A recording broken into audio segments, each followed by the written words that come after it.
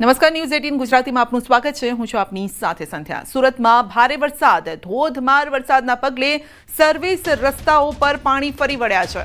ઉધના 3 રસ્તા પાસે વરસાદી પાણીનો ભરાવો થઈ ગયો છે અને રસ્તા પર વરસાદી પાણી ફરી વળતા લોકોને હાલાકી ભોગવવી પડી છે. અનેક વાહનો બંધ પડી ગયા છે. વાહન ચાલકોને હાલાકી ભોગવવાનો વારો આવ્યો. સુરતમાં મેઘરાજાની તોફાની ઇનિંગ. તો જતા જતા મેઘરાજા તેનું જોર બતાવી રહ્યા છે અને આપ જોઈ શકો છો કે જાણે અષાઢી માહોલ સર્જાયો હોય તેમ રસ્તા પર પાણી ફરી વળ્યા છે. તો બસ હવે ચોમાસું વિદાયના મૂડમાં છે. ગુજરાતમાંથી તેની વિદાયની શરૂઆત થઈ ચૂકી છે, પરંતુ વરસાદ છે કે તેનું જોર બતાવી રહ્યો છે. સુરતમાં 2-3 દિવસથી મેઘરાજા મંડાયા છે. સુરતમાં વરસાદ, ધમાકેદાર બેટિંગ. સુરત, અડાજણ, અઠવા, રાંદેર, ડુમસ, વરાછા, ઉધના વિસ્તારમાં વરસાદ પડ્યો છે. ધીમી ધારે વરસાદ શરૂ થયો અને વરસાદે પોતાની ગતિ વધારી. વરસાદને લઈને ગરમીથી ચોક્કસ રાહત મળી છે, પરંતુ અનેક રસ્તાઓ પાણીથી તરબોળ થઈ ગયા હતા. હવામાન વિભાગની આગાહી વચ્ચે સુરતમાં ત્રીજે દિવસે પણ ધીરી ધારે શરૂ થયેલા વરસાદે ધમાકેદાર બેટિંગ શરૂ કરી છે. દ્રશ્ય સીધા જોઈ શકાય છે. કાળા ડિબાંગ વાદળો વચ્ચે શરૂ થયેલા વરસાદે ધીરે ધીરે પોતાની ગતિ વધારી છે. ત્યારે ઉપરવાસમાં પડેલા વરસાદને લઈ ઉકાઈ ડેમમાં સતત 60,000 ક્યુસેક પાણીની આવક આવી રહી છે. તેની સામે 46,000 ક્યુસેક પાણી તાપી નદીમાં છોડવામાં આવી રહ્યું છે. હાલ ઉકાઈ ડેમ 345 ભયજનક સપાટી છે, તેની સામે 342 ફૂટ પહોંચો આવ્યો છે. એટલે કે માત્ર 3 ફૂટ ઉકાઈ ડેમ તેની ભયજનક સપાટીથી બાકી છે. ત્યારે ઉકાઈ ડેમથી છોડવામાં આવેલા પાણીને લઈને સુરત આવતા આ પાણી 46,000 થઈને 1 લાખ કરતાં વધુ થઈ રહ્યું છે. હાલ લો લેવલ બ્રિજ વિયરકમ પહોંચવે છે તે 7.43 મીટરે વહી રહ્યો છે. સતત પડી રહેલા વરસાદને લઈ લોકોને ગરમીમાં રાહત મળી છે, કારણ કે છેલ્લા કેટલાક દિવસથી વરસાદ પડવા છતાં પણ ગરમીનું પ્રમાણ ઘટતું નથી. બફારો છે તે વચ્ચે વરસાદ શરૂ થતાં, કારણ કે આગામી 2 દિવસમાં જ્યારે નવરાત્રિ આવવાની છે ત્યારે વરસાદને લઈને નવરાત્રિ આયોજકોની ચિંતામાં વધારો થયો છે.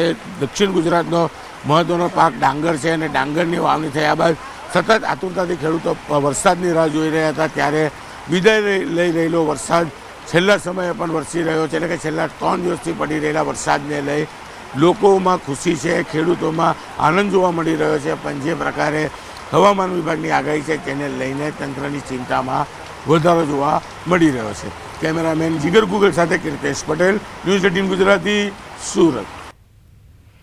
તો નવરાત્રીના જે ખેલૈયાઓ છે તેમની નવરાત્રી બગડી શકે છે, કારણ કે વરસાદ પડી શકે છે. હવામાન નિષ્ણાંત અંબાલાલ પટેલની મોટી આગાહી છે. નવરાત્રીમાં મેઘરાજા બોલાવશે રમઝટ. આગામી 72 કલાકમાં હવામાનમાં પલટો આવશે. તો 22 થી 25 સપ્ટેમ્બરમાં વરસાદની શક્યતા. 29 થી 30 સપ્ટેમ્બરે અતિ ભારે વરસાદની શક્યતા. કેટલાક ભાગોમાં અતિ ભારે વરસાદ પડી શકે છે. નવરાત્રી અંગે જોવા જઈએ તો પણ હવામાનમાં પલટો આવશે અને નવરાત્રિની શરૂઆતમાં વરસાદ થવાની શક્યતા છે કોઈ ભાગમાં, પરંતુ તારીખ 25મી સપ્ટેમ્બરે પણ હવામાનમાં પલટો આવશે અને તારીખ 29 થી 3 સપ્ટેમ્બરમાં રાજ્યના ઘણા ભાગોમાં ભારે વરસાદ થવાની શક્યતા છે. કેટલાક ભાગોમાં અતિ ભારે વરસાદ થવાની શક્યતા રહેશે. તો ગુજરાત પર વરસાદી સિસ્ટમનો ખતરો છે. બંગાળની ખાડીમાં સક્રિય છે સિસ્ટમ. વરસાદી સિસ્ટમ ગુજરાતના વાતાવરણમાં અસર કરશે. કેટલાક ભાગોમાં ભારે વરસાદ થઈ શકે છે. બંગાળ ઉપસાગરની સિસ્ટમ અને અરબ સાગરનો ભેજ, અરબ સાગરની સિસ્ટમ રાજ્યના ઘણા ભાગોમાં ભારે વરસાદ, કોઈ ભાગમાં અતિ ભારે વરસાદ લઈને આવી રહ્યું હોય તેમ જણાય છે. તો દક્ષિણ ગુજરાતમાં મોટો ખતરો મંડરાયો છે. દક્ષિણ ગુજરાતમાં ભારે આગાહી છે. સુરતના ભાગોમાં આફતનો વરસાદ પડી શકે છે. 29 સપ્ટેમ્બરથી 3 ઓક્ટોબર સુધી ગાજવીજ સાથે વરસાદની શક્યતા છે. દરિયાકાંઠાના વિસ્તારમાં ભારે વરસાદ થઈ શકે છે. દક્ષિણ સૌરાષ્ટ્રના ભાગો, સુરતના ભાગો, તેમજ ઉત્તર ગુજરાતના ભાગો, મધ્ય ગુજરાતના ભાગો, પૂર્વ ગુજરાતના ભાગો અને દેશના અધિકતર ભાગોમાં આફતરૂપ વરસાદ થવાની શક્યતા રહેશે. અને ગુજરાતના ભાગોમાં પણ લગભગ 29 સપ્ટેમ્બરથી 3 ઓક્ટોબર વચ્ચે ગાજવીજ સાથે કેટલાક ભાગમાં ભારે તો લગભગ દરિયાકાંઠાના ભાગોમાં અતિ ભારે વરસાદ થવાની શક્યતા રહેશે. નર્મદા ડેમની સપાટીમાં વધારો, ઉપરવાસમાંથી 1,77,425 ક્યુસેક પાણીની આવક થઈ છે. હાલ નર્મદા ડેમની સપાટી 137.1 મીટરે પહોંચી છે અને સિઝનમાં પ્રથમવાર નર્મદા ડેમની સપાટી 137 મીટરને પાર કરી ગઈ છે, જેના કારણે ડેમના 10 ગેટ ફરી ખોલવામાં આવ્યા. નર્મદા નદીમાં 74,227 ક્યુસેક પાણીની આવક છે અને ડેમની સપાટીમાં 24 કલાકમાં 31 સેન્ટીમીટરનો વધારો થયો છે. નર્મદા ડેમની મહત્તમ સપાટી 138.68 મીટર છે અને હવે ડેમ મહત્તમ સપાટીમાં માત્ર 1.67 મીટર બાકી છે. નર્મદા ડેમ 94% ભરાયો છે.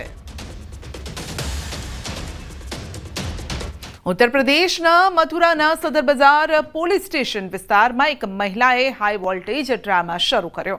તેણે પોતાના મહત્વપૂર્ણ દસ્તાવેજો ફાડી નાખ્યા અને જેના કારણે વિસ્તારમાં અરેરાટી ફેલાઈ ગઈ. લોકોએ પોલીસને જાણ કરી. માહિતી મળતા જ પોલીસે પહોંચી અને મહિલાને સમજાવવાનો પ્રયત્ન કર્યો, પરંતુ મહિલાનો હોબાળો ચાલુ રહ્યો. પૂછપરછ દરમિયાન તેણે ખુલાસો કર્યો કે તેના પરિવારના સભ્યો તેના દુશ્મન બની ગયા છે અને જેનાથી તેના જીવન સંપત્તિને ખતરો છે, જેના કારણે તેણે ગુપ્ત રીતે વૃંદાવન આવી હતી તે અને મહિલાનો આરોપ છે કે તેના પતિની સાથે તેના ભાઈઓ પણ તેની પાછળ છે. તેને તેનાથી ખતરો છે અને તેઓ તેનો પીછો કરી રહ્યા છે. ઘણી મહેનત સમજાવટ પછી પોલીસે મહિલાને પોતાની કસ્ટડીમાં લીધી અને આ મામલાની તપાસ ચાલી રહી છે. હિમાચલ પ્રદેશના કિન્નૌર જિલ્લાના તરંડા પંચાયતના થાચ ગામમાં રાત્રે વાદળ ફાટ્યું અને વાદળ ફાટવાથી પૂર આવ્યું છે, જેના કારણે વ્યાપક નુકસાન થયું છે.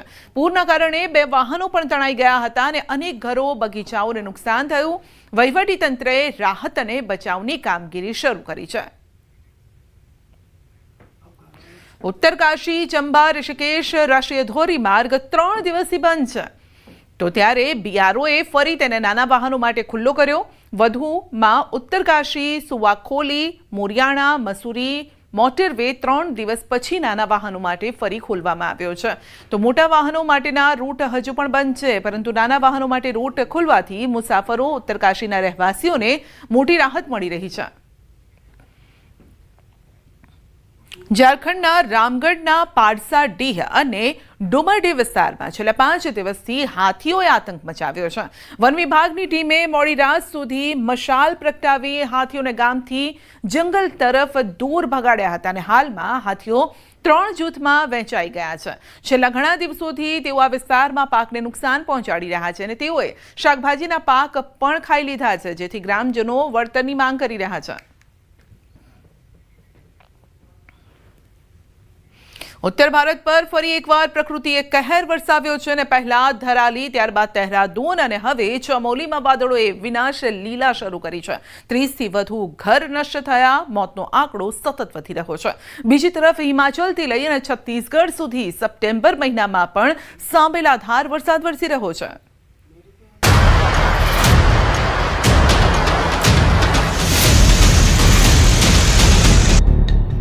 ઉત્તરાખંડમાં ફરી ઉતર્યો કુદરતનો કહેર.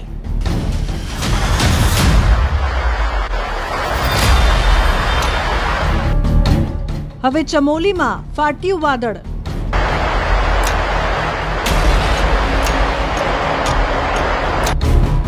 ચમોલીની ડરાવનારી તસવીરો.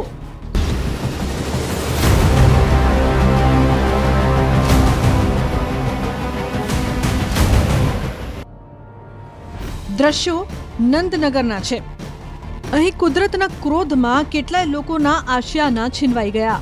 ભારે વરસાદ સાથે વાદળ ફાટવાની ઘટનાને લઈને 6 ઘર જોતજોતામાં ધ્વસ્ત થઈ ગયા. અંધારામાં લોકો ચીસાચીસ કરવા માંડ્યા. કેટલાય લોકો સુરક્ષિત સ્થળે પહોંચવામાં સફળ રહ્યા, જો કે કેટલાક લોકો જિંદગી સામે જંગ હારી ગયા. પર્વતો પર આકાશી આફત ચાલુ છે. હજુ સહસ્ત્રધારાનું દુઃખ ઓછું નહોતું થયું ત્યાં ચમોલીમાં વાદળ ફાટતા તબાહી મચી ગઈ છે. ચારે તરફ કાટમાળમાં બધું જ બરબાદ થઈ ગયું. કાટમાળ સામે જે કોઈ આવ્યું બધું જ દટાઈ ગયું. ચમોલીના નંદાનદર વિસ્તારમાં મોડી રાત્રે વાદળ ફાટ્યું, જેણે સમગ્ર વિસ્તારમાં તબાહી મચાવી. ખેતરો, પાક અને કુલ 33 ઘરો સંપૂર્ણપણે નષ્ટ થઈ ગયા.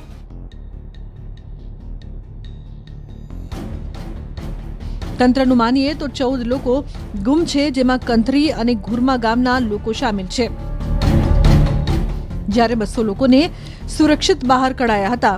ત્યારે સમગ્ર વિસ્તારમાં એનડીઆરએફ અને એસડીઆરએફ રાહત અને બચાવ કામગીરીમાં જોડાઈ ગઈ છે। ચમોલીમાં વાદળ ફાટ્યા બાદ જે સ્થિતિ સર્જાઈ છે તે ભયંકર છે। પાણીનો તેજ પ્રવાહ ઘરોમાં ઘૂસી ગયો। નાના ઘરો તો પાણી સાથે તણાઈ ગયા, ત્યાં સુધી કે કેટલાય ઘરોના 2 ભાગ પડી ગયા, રસ્તાઓ ધોવાઈ ગયા।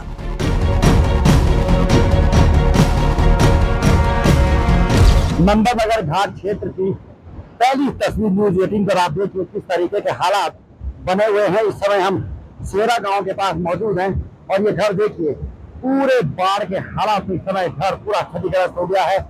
ये यहाँ के मालिक हैं जो इस समय यहाँ पे पहुंचे हुए हैं, अपना सामान निकाल रहे हैं और बताया जा रहा है कि ये मोक्ष गार्ड जो है इसमें बादल फटने के बाद पूरी तरीके से मलबा और पत्थर अभी भी आप देख सकते हैं यहाँ पे बह कर आया और उसने यहाँ पे पूरा नुकसान कर दिया है। जो यहाँ पे स्थानीय लोग हैं वो अपने घरों को शिफ्ट कर रहे हैं और जो हालात है इस समय वो बहुत ज्यादा यहाँ पे खतरनाक बने हुए हैं। વાદળ ફાટતા થયેલા નુકસાન પર મુખ્યમંત્રી ધામીએ દુઃખ વ્યક્ત કર્યું। સાથે જ એનડીઆરએફ અને એસડીઆરએફની ટીમને બચાવ કામગીરીમાં તેજી લાવવા નિર્દેશ પણ કર્યા। આ ઉપરાંત રાહત અને બચાવ કામગીરીનું મોનિટરિંગ પણ જાતે જ કરી રહ્યા છે।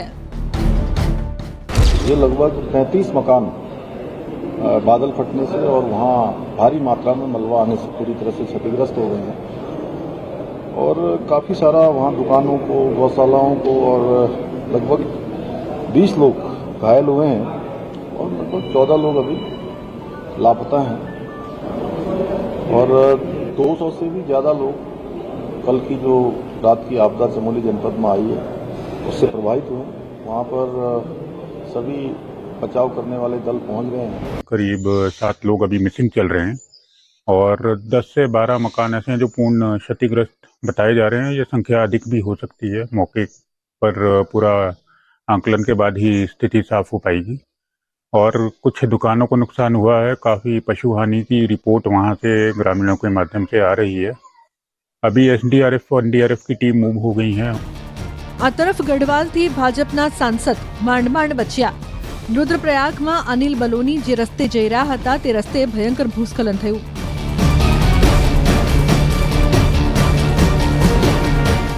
ધીરે ધીરે બોલ્ડરની ભરમાર રસ્તા પર આવી ગઈ। આ દરમિયાન સાંસદે લોકોની મદદે આવ્યા।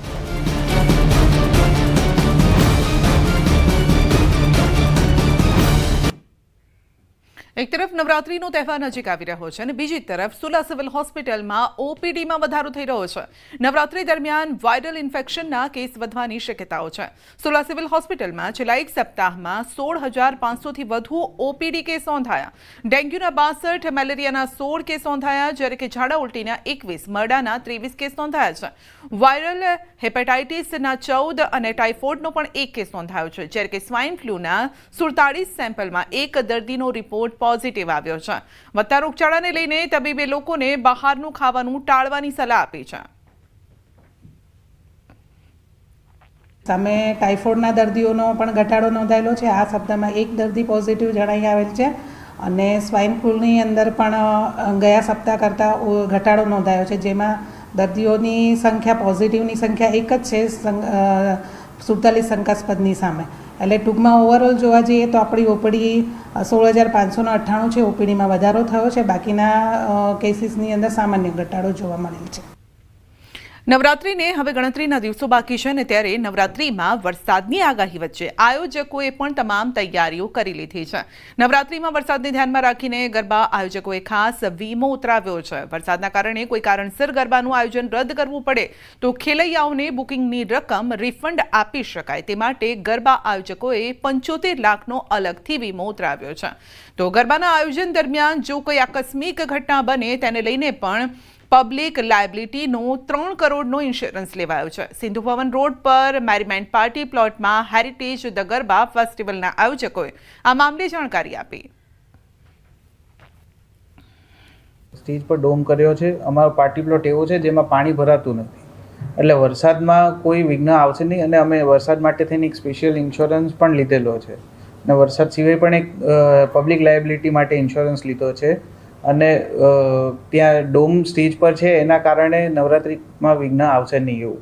નવરાત્રિને આડે હવે ગણતરીના દિવસો જ બાકી રહ્યા છે ત્યારે ગરબા આયોજકો દ્વારા તડામાર તૈયારીઓ ગરબાના આયોજનને લઈને શરૂ કરી દીધી છે. હાલ અમે છીએ અમદાવાદના સિંધુ ભવન રોડ ઉપર મેરીમન્ટ પાર્ટી પ્લોટમાં હેરિટેજ ધ ગરબા ફેસ્ટિવલનું આયોજન કરવામાં આવ્યું છે અને ખાસ અહીંયા આપ જે જોઈ શકો છો કે એક તરફ નવરાત્રિનો ઉત્સવ છે, મા આદ્યશક્તિની આરાધનાના પર્વને લઈને ખેલૈયાઓ ગરબે ઘૂમવા આતુર છે અને બીજી તરફ હવામાન વિભાગ દ્વારા નવરાત્રિ દરમિયાન જ વરસાદના વિઘ્નની પણ આગાહી કરવામાં આવી છે અને તેને લઈને જ આ ગરબા આયોજક દ્વારા જે છે અહીંયા વોટરપ્રૂફ ડોમ જે છે તે બનાવવામાં આવ્યો છે. એટલે કે જે પણ સિંગર અહીંયા જે ગરબા જે ખેલૈયાઓને રમાડશે તો તેને લઈને અહીંયા વોટરપ્રૂફ ડોમ તૈયાર કરવામાં આવ્યો છે. સાથે સાથે આ ગરબા આયોજક દ્વારા કોઈ આકસ્મિક ઘટના ન બને નવરાત્રિ દરમિયાન તેને લઈને 3 કરોડનો ઇન્સ્યોરન્સ જે છે તે લેવામાં આવ્યો છે. તેવી જ રીતે નવરાત્રિ દરમિયાન જે વરસાદી વિઘ્ન છે અને તેને લઈને એક અલગથી 75 લાખનો ઇન્સ્યોરન્સ પણ લેવામાં આવ્યો છે, જેથી કરીને કોઈ પણ કારણસર વરસાદના વિઘ્નને લઈને જો ગરબાનું આયોજન કેન્સલ કરવું પડે તો જે પણ ખેલૈયાઓએ જે પાસ લીધા હોય તો તેઓને રિફંડ કરી શકાય તે પ્રકારનો ઇન્સ્યોરન્સ પણ લેવામાં આવ્યો છે અને એની તમામ પ્રકારની તૈયારીઓ જે છે તે આ ગરબા આયોજક દ્વારા કરી લેવામાં આવી છે. કેમેરામેન નિલેશ સોસા સાથે સંજય ટાંક, ન્યૂઝ 18 ગુજરાતી, અમદાવાદ.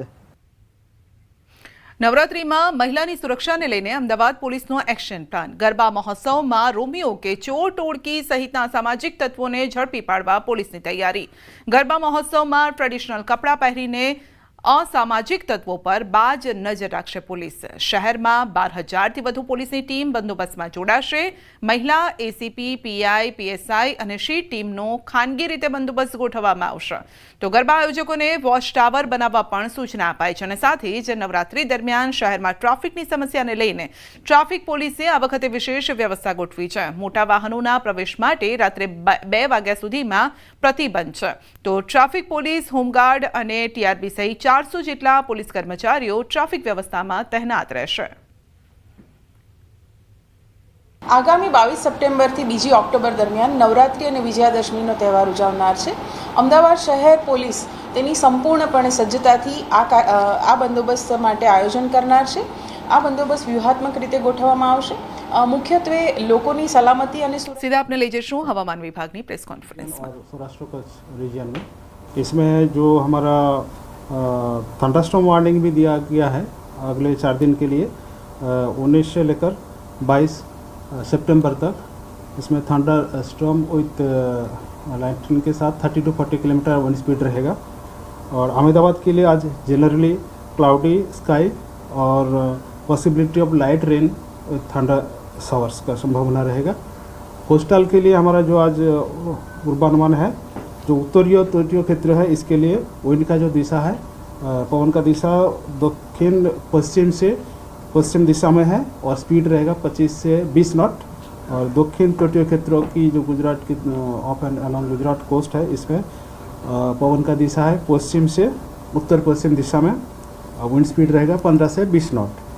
अभी जो सिनोप्टिक सिचुएशंस है, line of withdrawal of south west monsoon continues to pass through 31 degree north by 74 degree east, then Bathinda, Fatehabad, Pilani, then Ajmer, Deesa, Bhuj 23 degree north by 68 degree east. और एक अपर एयर साइक्लोनिक सर्कुलेशन अभी दक्षिण मराठवाड़ा और नेबरहुड में एट 1.5 किलोमीटर अबव मीन सी level persist कर रहे हैं. और बारिश का जो रेनफॉल का स्टेटस है गुजरात स्टेट में, अभी एक्चुअल रेनफॉल है 839.4 mm, जो सामान्य वर्षा आता है 677 mm, जो नॉर्मल से +24% डिपर्चर है.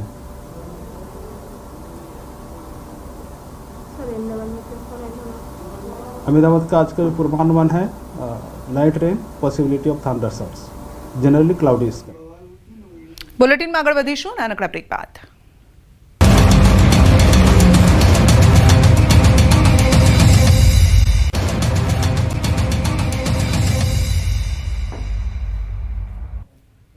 રાજકોટ મનપાના શાસક પક્ષના નેતાને અન્યાય બાબતે સવાલ કરતા ભાવુક થઈ ગયા.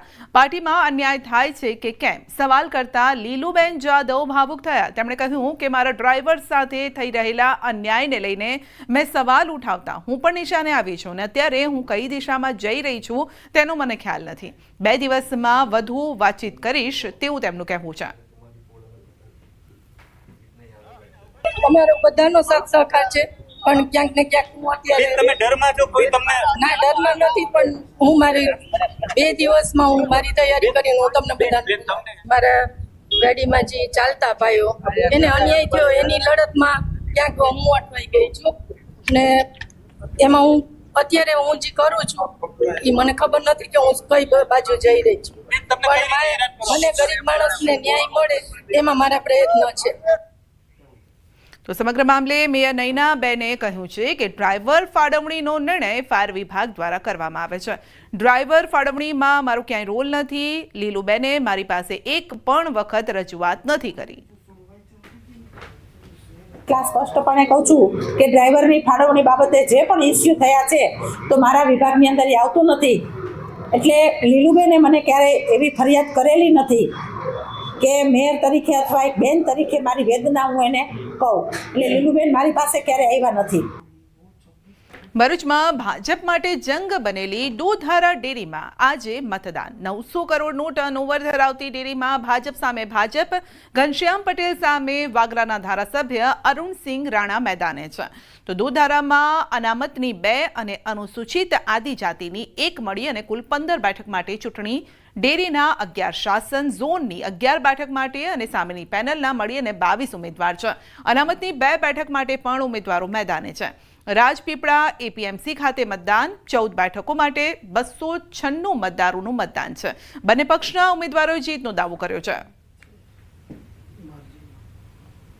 અરુણસિંહભાઈ રાણાની જે પેનલ છે એમાંથી 15 ઉમેદવાર હતા. એમાં અમારા એક ઉમેદવાર પ્રકાશભાઈ દેસાઈ બિનહરીફ થયા છે ને અમારા 14 ઉમેદવાર જંગી બહુમતી જીતશે એવો વિશ્વાસ સાથે કહું છું કે 15માંથી 15 સીટો અમે જીતવાના છે. એક સીટ અમારે મેન્ડેટ વાળી સીટ હતી તે બિનહરીફ થઈ છે. હવે 14નું ઇલેક્શન છે, 14માંથી 14 અમે જીતવાના છે. બધા મોટા નેતાઓ છે, ખરીદી કરવાનો પ્રયત્ન થયો છે, પણ હું માનું છું કે મારા મતદારો દૂધ ઉત્પાદકો એ કોઈ ખરીદીમાં પડવાના નથી.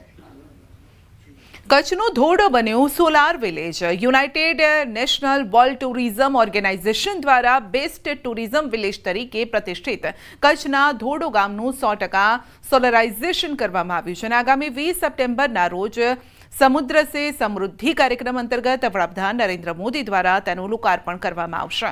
પ્રધાનમંત્રી સૂર્યઘર મુફ્ત બિજલી યોજના હેઠળ ગામના 100% રહેણાંક હેતુના વીજ જોડાણનું સોલરાઇઝેશન કરવામાં આવ્યું છે. દરેક ઘરમાં વાર્ષિક 16,000થી વધુનો લાભ થશે. આ યોજનાના લીધે ગ્રામજનોને વીજળીના બિલમાં બચત થવાની સાથે વધારાના યુનિટના લીધે પણ આવક થશે. લોકસભાના દંડક અને વલસાડ ડાંગના સાંસદ ધવલ પટેલે રાષ્ટ્રીય સ્તરે આત્મનિર્ભર ભારત હર ઘર સ્વદેશી અભિયાનના 7 રાજ્યોના પ્રભારી તરીકે પોતાની કામગીરીનો પ્રારંભ કર્યો છે. તેઓ અરુણાચલ પ્રદેશની રાજધાની ઈટાનગર પહોંચ્યા હતા. ઈટાનગર એરપોર્ટ ખાતે સ્થાનિક સંગઠનના આગેવાનો દ્વારા તેમનું સ્વાગત કરવામાં આવ્યું અને પ્રદેશ પ્રમુખ કલિંગ મોયોંગના નેતૃત્વ હેઠળ પ્રદેશ સંગઠનના હોદ્દેદારો, રાજ્ય સરકારના મંત્રીઓ અને આત્મનિર્ભર ભારતના જિલ્લા કક્ષાના હોદ્દેદારો સાથે બેઠક યોજાઈ હતી. આ બેઠકમાં આત્મનિર્ભર ભારત અભિયાન અંતર્ગત હર ઘર સ્વદેશી કાર્યક્રમ અંગે વિસ્તૃત માર્ગદર્શન આપવામાં આવ્યું. પ્રધાનમંત્રી નરેન્દ્ર મોદીએ આજે તેમના નિવાસસ્થાન 7 લોક કલ્યાણ માર્ગ ખાતે કદમનો છોડ વાવ્યો હતો. આ છોડ યુનાઇટેડ કિંગડમના રાજા ચાર્લ્સ ત્રીજા તરફથી એક ખાસ ભેટ હતી, જે મિત્રતા અને પર્યાવરણીય ટકાઉપણું પ્રત્યે સહિયારી પ્રતિબદ્ધતાનું પ્રતીક પણ દર્શાવે છે.